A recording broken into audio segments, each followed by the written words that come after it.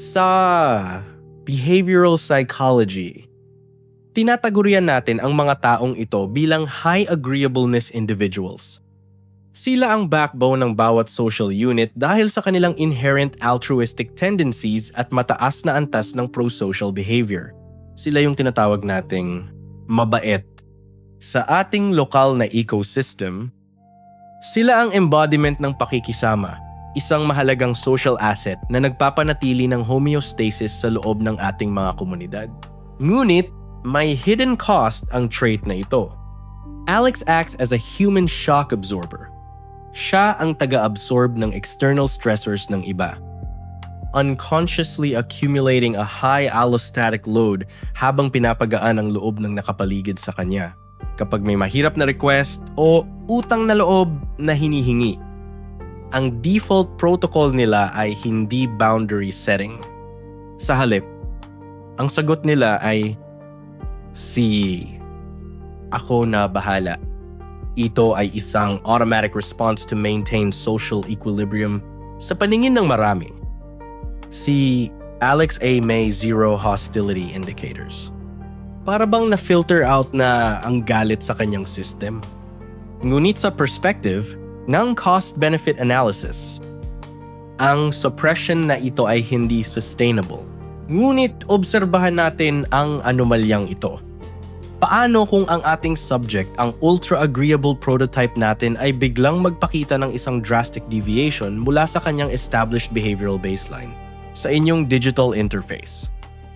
Ang data log ay nagpapakita lamang ng scene status. Isang asymmetrical exchange kung saan nag-provide ka ng input. Pero ang feedback loop ay nanatiling open at walang response. Subukan mong initiate ang voice call. Resulta, isang total communication blackout. Ang dating reliable node sa inyong social network ay pumasok na sa kung ano ang tinatawag nating social hibernation mode. At nang tinangka mong kumuha ng commitment para sa susunod na social engagement, ang simpleng tanong na, kailan tayo magkikita? Ang tugon ay hindi na ang dating G o sige, kahit saan. Ngayon, ang sagot ay isang classic vague evasion tactic. Medyo busy ako ngayon eh. Isang statistical outlier sa dati niyang pattern ng pagpayag. Ang gulo. Diba?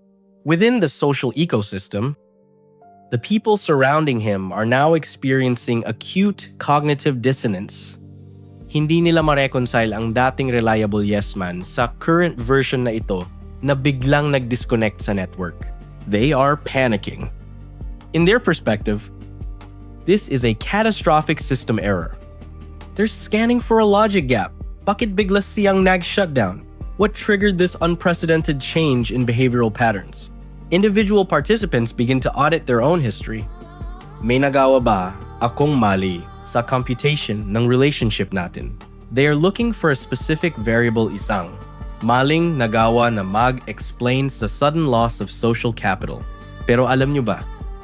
MGA fellow analysts, while the observers see a sudden glitch, the internal data tells a very different story. Ang pag-alis ni Alex, hinding-hindi iyon biglaan o impulsive. It wasn't a spontaneous crash. It was a strategic, albeit silent, exit after a prolonged period of operating in a deficit.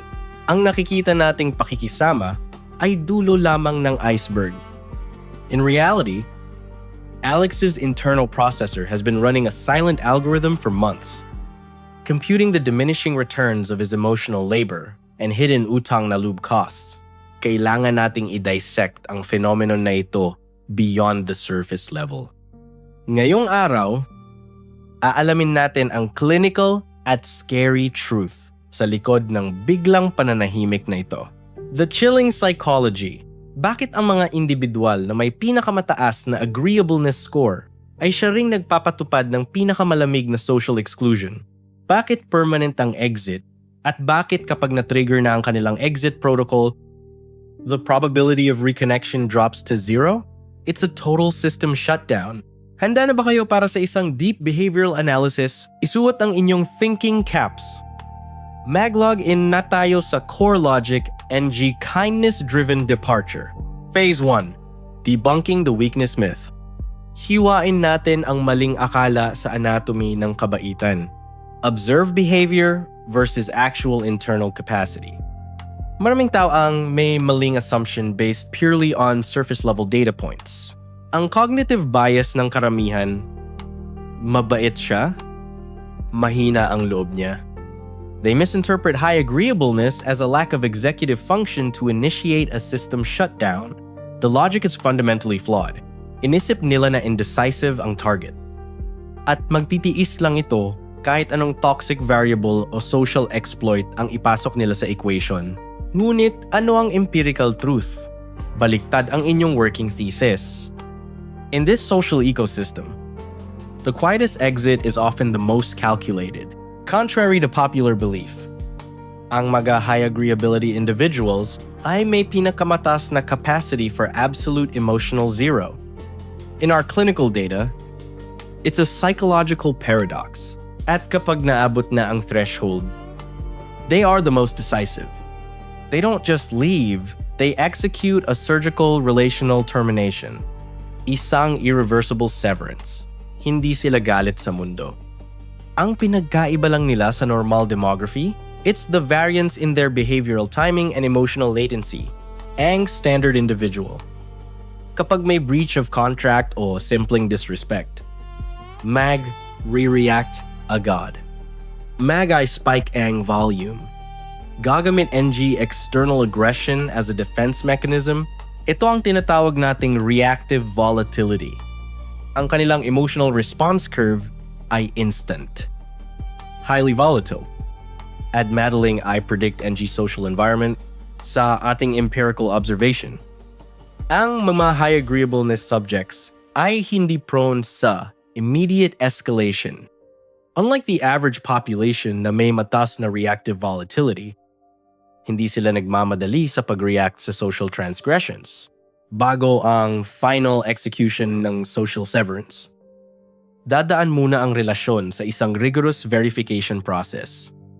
Pinagmamasdan kanila mula sa malayo. Sinusukat kung ang iyong behavior ay outlier lang o isang recurring pattern sa aking clinical framework.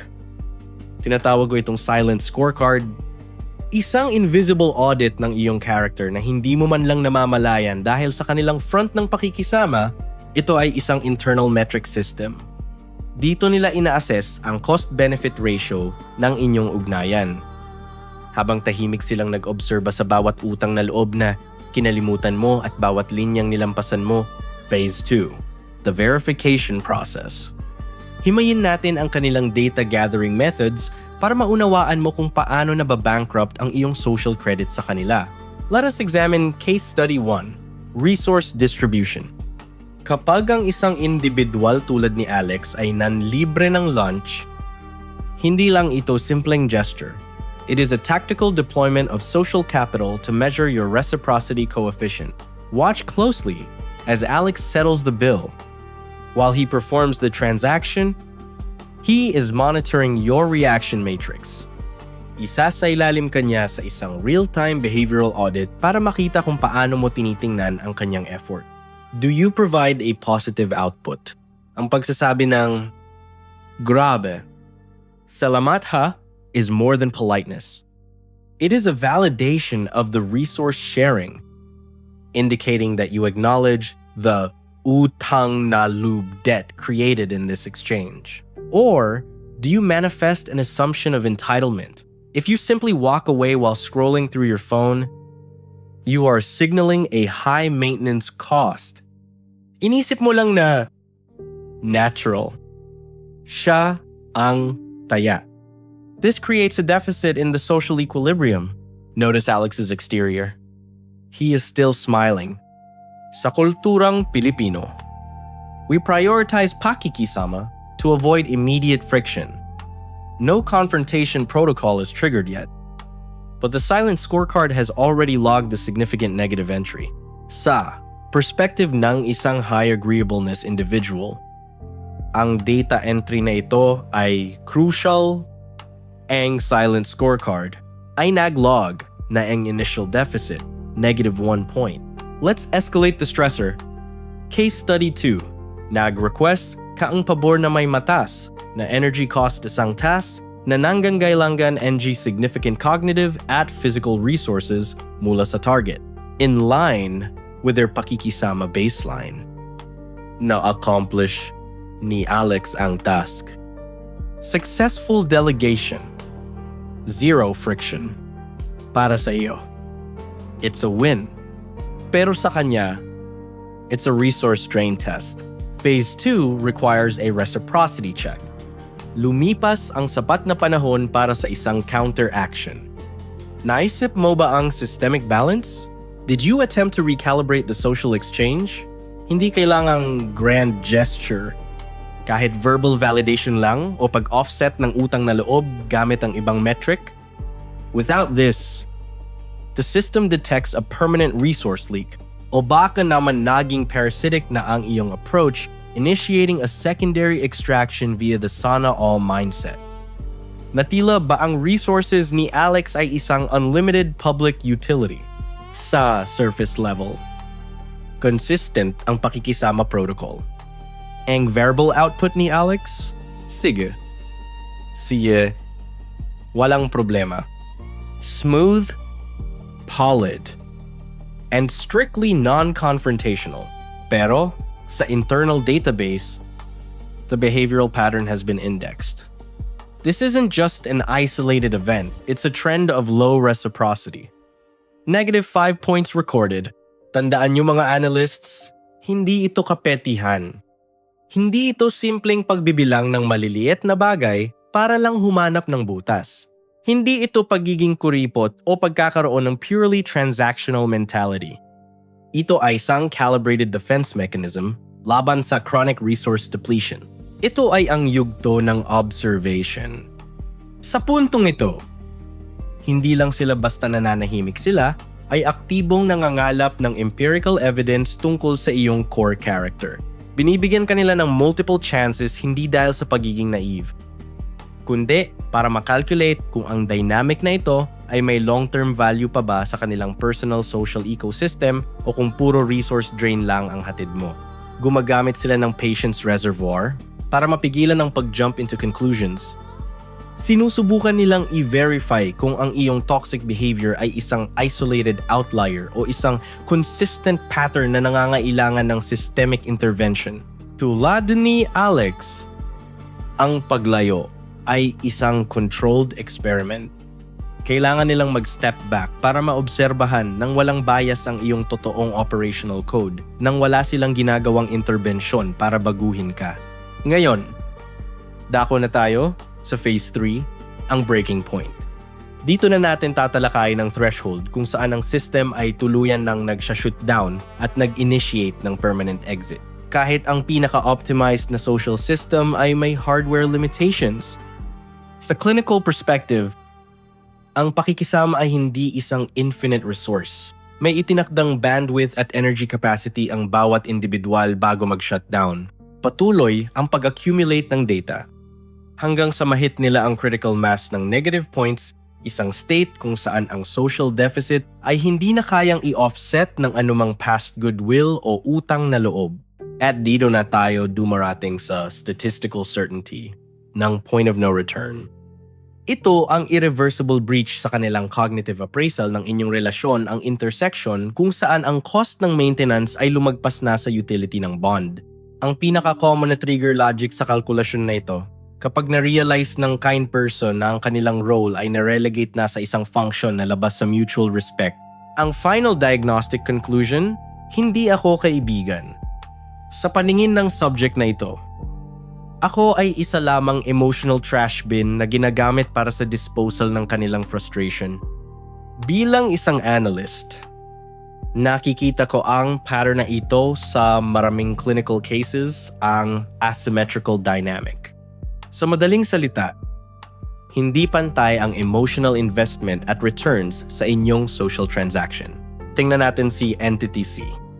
Kapag nasa equilibrium ang buhay niya, masaya, payapa ang contact frequency niya sa iyo ay nasa 0. Wala siyang nararamdamang pangangailangan na mag-initiate ng kahit anong engagement. Ngunit kapag nagkaroon ng systemic shock sa ecosystem nila, halimbawa, isang high conflict scenario sa kanilang partner o professional reprimand mula sa boss, diyan sila mabilis na mag-activate ng connection protocol. Tatawag sila para i-offload ang lahat ng kanilang negative data at emotional toxins sa iyo. At dahil ang algorithm ng isang mabait na tao ay nakaprogram para sa pakikisama, makikinig si Alex. Sasabihin niya, "I'm here to process that for you." Kahit pa na-exhaust na ang sarili niyang system capacity. Sasabihin nila iyan dahil committed sila sa tinatawag nating friendship protocol. Sa mindset ni Alex, ang pagiging available ay hindi lamang preference, kundi isang core moral obligation sa ilalim ng ating kultura ng pakikipagkapwa. Pero kapag nag-shift na ang paradigm at dumating ang statistical probability na ikaw naman ang nangailangan ng support system dahil sa iyong sariling psychological burnout, kapag sinubukan mo nang mag-initiate ng contact para mag-unload ng sarili mong emotional weight, dito na natin makikita ang matinding dissonance sa inyong dynamic. Bigla silang mag-i-execute ng deflection strategy.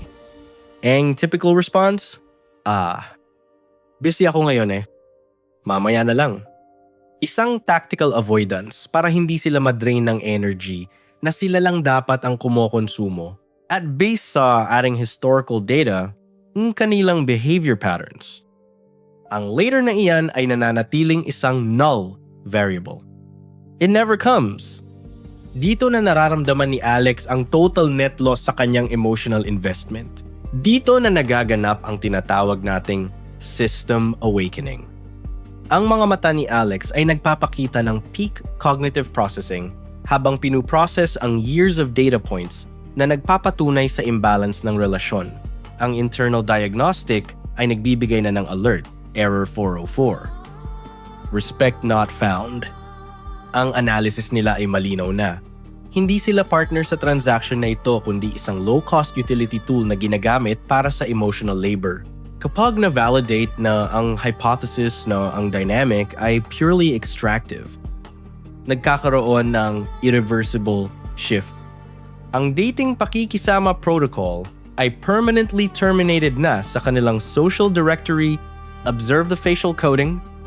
Ang warmth na dating default setting ay ganap ng na-overwrite ng stoic neutrality. Ang affective display ay nagiging blanco dahil wala ng energy allocation para sa iyo. Sa puntong ito, hindi na sila mag-i-initiate ng dialogue para magtanong ng bakit. Ang communication budget nila para sa relasyong ito ay 0 na.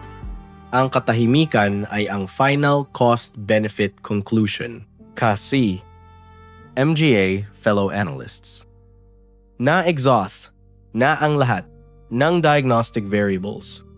Tapos na ang chances. The relationship's emotional ROI has reached a terminal deficit. Ang pabor reserves nila ay depleted na. Ang patience quota ay absolute 0. We are witnessing the total bankruptcy of the relationship's social capital.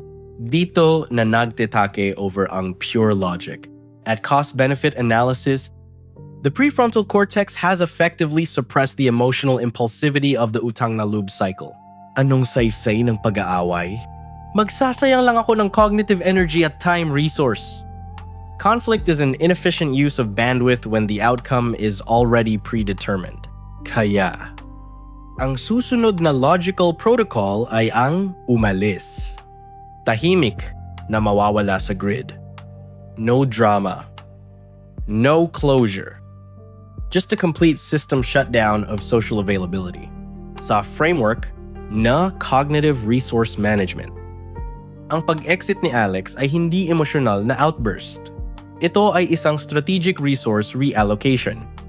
Para sa kanila, ito ang pinaka-logical at efficient na hakbang para ma-preserve ang system stability nila mula sa mga high-maintenance at low-yield interactions. Phase 4, ang irreversible termination.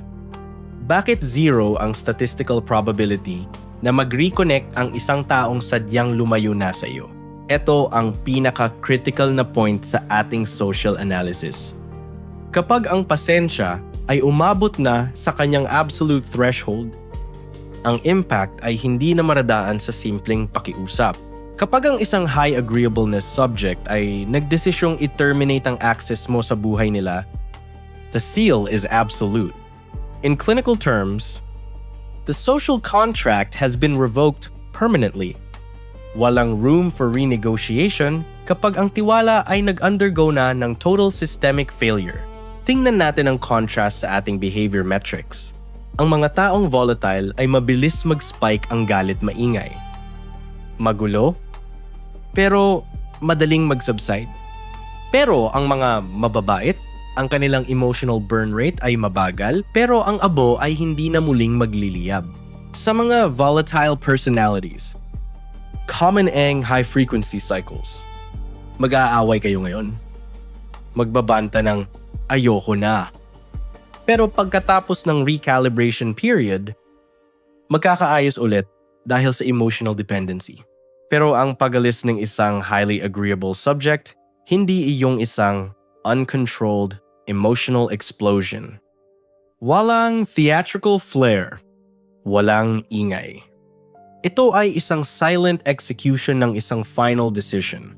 Sa aiding technical framework, iyon ay tinatawag nating rational waste disposal. It is a cognitive protocol where the individual categorizes the relationship as a non-recoverable asset. Isang calculated maneuver ito para tuluyang alisin ang toxic variables mula sa kanilang internal ecosystem. In their logic, to stay is to invite systemic failure. Bakit statistically zero ang chance na bumalik sila sa lumang dynamic? Dahil kapag na-archive na ang iyong record bilang threat sa kanilang peace, the firewall becomes permanent. Kasi sa puntong ito, zero na ang kanilang cognitive dissonance. Wala nang lingering what-ifs o internal conflict. Ang desisyong lumayo ay hindi emosyonal na outburst. Ito ay isang fully processed exit strategy.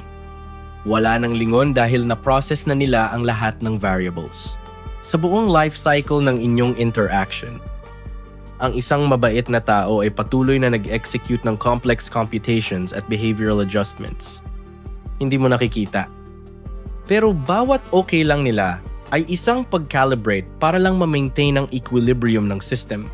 Nagpakumbaba sila para sa harmony. Nag-recalibrate ng kanilang personal boundaries. At paulit-ulit na nag-run ng forgiveness protocol. Ginawa nila ang lahat ng technical support para i-fix ang bugs sa inyong samahan. Kaya kapag tinalikuran ka na nila, hindi ito bigla. Bit-bit nila ang isang malinaw at undeniable na conviction base sa empirical na data ng inyong kasaysayan. It is a calculated termination of services. Ang kanilang huling internal memo, ginawa ko na ang lahat ng posibleng input, hindi na ito kayang i-sustain ng kanilang emotional budget nang walang sapat na ROI o return on investment. End of transaction? Logically speaking, once the archival process is complete, wala na silang valid parameters or empirical basis para i-reboot ang connection. At ayon sa clinical observations, alam niyo ba kung ano ang predominant registered emotion nila post-breakup? Contrary to popular belief, hindi ito sadness. Hindi rin ito isang persistent guilt complex na karaniwang makikita sa utang na loob dynamics. Bagkus, ito ay isang massive surge, physiological freedom at psychological relief. Isang total system liberation. Para silang nag-alis ng masikip na sapatos, isang corrective measure na nagpapanumbalik sa kanilang structural alignment at personal peace. Para silang nag-drop ng isang napakabigat na backpack mula sa kanilang emotional core. Ang bigat na iyon ay ang accumulation ng unrequited pakikisama, isang psychological liability na wala ng sustainable return on investment. Part 6, Conclusion and Value Reassessment. Sa yugtong ito, isinasagawa na ang final phase ng ating social audit, ang inyong value reassessment. Sa huli, the final analysis is this. Ang pag-alis ng isang mabait na tao ay hindi isang impulse decision o emotional outburst. It is a calculated move toward homeostatic balance. Hindi dahil nag-mutate sila or naging masama silang entity. Sila ay nag-optimize lamang para sa isang ecosystem kung saan ang utang na loob ay hindi ginagamit bilang leverage, kundi bilang pundasyon ng mutual respect. Iyon ay ang kanilang advanced survival instinct para protektahan ang sarili nilang integrity. Sa dulo ng bawat cost-benefit analysis, ang pinakamahalagang asset na dapat nating i-preserve ay ang ating sariling kapayapaan. Huwag nating interpretasyon ang paglayo nila bilang pagbabago ng ugali. Iyon ay ang kanilang highly mature tactical decision para i-reallocate ang kanilang emotional at social resources. Ito ay ang pagpili na mag-focus sa mga social entities na talagang nagbibigay ng tamang ROI, ang tamang value at appreciation sa kanilang presensya. Dapat nating tandaan na sa social ecosystem na ito, maigsi lang ang lifespan ng ating system. At limitado lang ang ating energy reserves. Huwag nating sayangin ang ating energy bandwidth sa mga taong ang tingin sa atin ay tagatapon lamang ng kanilang toxic waste at emotional baggage. Sa halip, invest natin ang ating social capital sa mga taong itinuturing tayong isang high-value asset, isang tunay na treasure sa kanilang buhay. Now, let's pivot to your own empirical data. Kayo ba? Ano ang specific metrics nyo pagdating sa behavioral patterns na ito? Kung ang clinical analysis na ito ay nag-trigger ng high relevance o emotional resonance sa inyong kasalukuyang social ecosystem, inaanyayahan ko kayong ilog ang inyong personal case studies at qualitative experiences sa ating comment section for collective data processing. Maaaring ganito ang inyong input. Nagawa ko na ito dati, and the decision metrics were based on extreme emotional deficit during the interaction. O kaya naman, I am currently monitoring a parasitic variable, isang kaibigang puro hingi ng validation pero walang reciprocity. Hinihikayat ko ang bawat isa sa inyo. I-contribute ang inyong lived experiences sa comment section. Ang inyong personal data points ay mahalaga upang ma-upgrade nating lahat ang ating collective relational intelligence. Ang pag-click niyo sa like at subscribe ay hindi lamang simpleng gesture, ito ay isang critical algorithm boost na nag-optimize sa reaching aiding psychological discourse. Sa inyong patuloy na suporta, magagawa nating mag-generate ng mas marami pang deep behavioral insights at mag-produce ng mga video na may mataas na analytical value. Maraming salamat sa inyong time investment. Ang inyong atensyon ay isang valuable resource na lubos kong pinahahalagahan sa ating social ecosystem. Hanggang sa muli! Magkita tayo sa susunod na session. Siguraduhing lumabas kayo rito na may mas matatag na core system at calibrated boundaries. Maraming salamat!